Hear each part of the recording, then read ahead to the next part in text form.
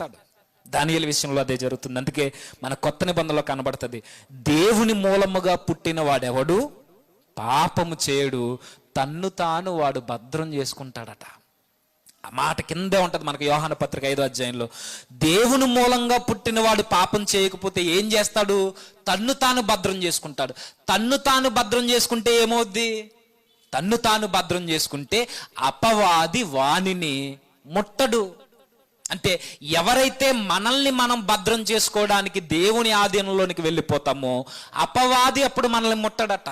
మీకేం అర్థమవుతుందో నాకు తెలియదు, కానీ ఎప్పుడైతే మనం బలమైన నిర్ణయం తీసుకుంటామో, ఎప్పుడైతే మనం ఒక తీర్మానంలోనికి వస్తామో, ఇక నా దేహాన్ని ఏ కార్యక్రమం ద్వారా ఇది దేవునికి ఆలయం అని నిశ్చయించుకుని దేవునికి నచ్చని ఏ కార్యము నా జీవితంలో జరగడానికి వీల్లేదని బలముగా తీర్మానించుకుంటావో అపవాది కూడా నిన్ను ముట్టుకోవడానికి